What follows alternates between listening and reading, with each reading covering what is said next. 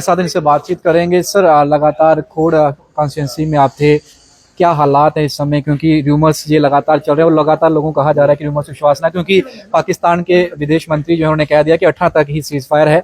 तो लोगों के अंदर पैनिक फिर से क्रिएट हो रही है और लोग सोच रहे हैं क्या हालात फिर से वैसे तो नहीं हो जाएंगे। आप लगातार ग्राउंड पर हैं, ग्राउंड जीरो पर जा रहे हैं, लोगों के बीच जा रहे हैं।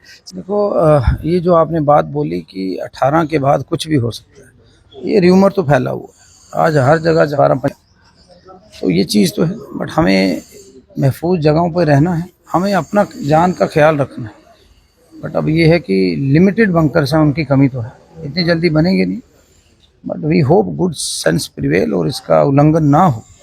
जो सीज फायर हुआ है वो उम्मीद ही कर सकते हैं, लेकिन मैं अपनी जगह कहूँगा कुछ लोग सुधरने वाले नहीं होते। उनका मकसद जो है वो यही कुछ करना है, वो अपना काम कर रहे हैं, लेकिन हमारा मकसद जो था अपने लोगों को सही हिफाजत करके। पुंछ में जो हो गया वो बड़ा ही निंदनीय है, लेकिन हमने timely, good thing about Chhamb is that हमने टाइमली अपने लोग उठा लिए। लेकिन जिस तरह की हैवी शेलिंग हुई है, आप लोगों ने देखा सोशल मीडिया पे, तो बहुत ज़्यादा नुकसान हो जाता। तो हमें उसके लिए तैयार तो रहना है, किसी भी स्थिति के लिए हम तैयार हैं।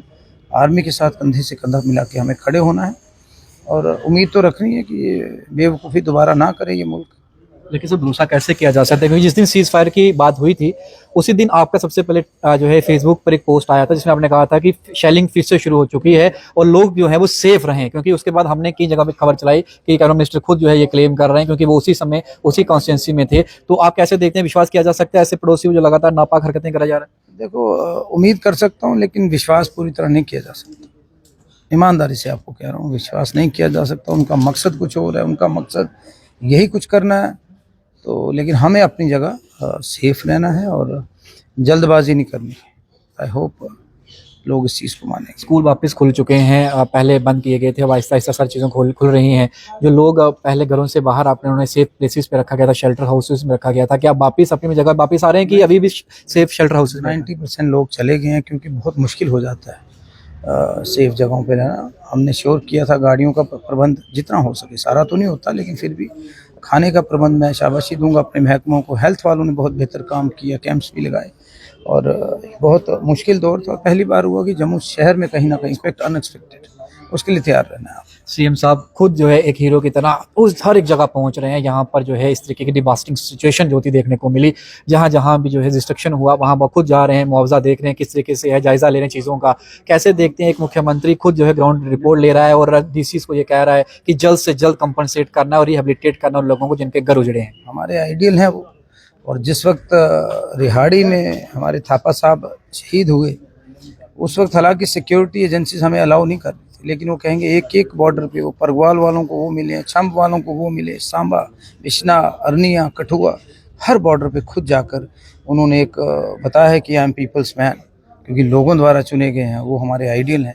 उनको फॉलो करते हुए हम सब लोग, चाहे वो डिप्टी सीएम साहब हैं, राणा साहब हैं, उरी में हमारे दोनों मंत्री सकीना जी और डार साहब और सारे एडवाइज़र साहब हर जगह गए हैं और खड़े भी रहना लोगों के साथ।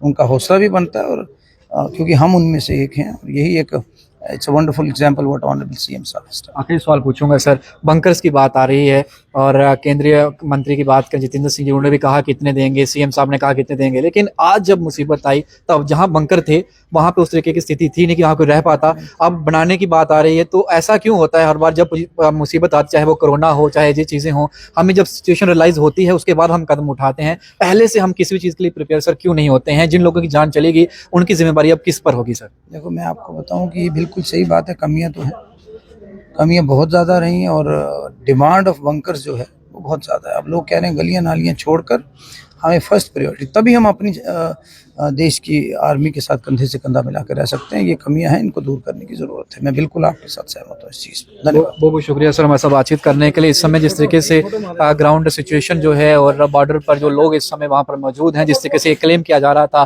क्योंकि विदेश मंत्री जो है उन्होंने कहा 18 तारीख तक सीज फायर है, उसके बाद सीज फायर हम नहीं कह सकते कि होगा कि नहीं होगा। उसके बाद काफी पैनिक हुआ, लेकिन क्या कुछ कहना था केंद्रीय मंत्री सतीश शर्मा का, माफ करिए कैबिनेट मिनिस्टर सतीश शर्मा का, उन्होंने जो कुछ कहा मैंने आपके समक्ष रखा है। वीडियो को आप लोग शेयर करें, कमेंट सेक्शन में राय जरूर दीजिएगा। तो के साथ शुभम लगे परफेक्ट टाइमलाइन के लिए। जय हिंद।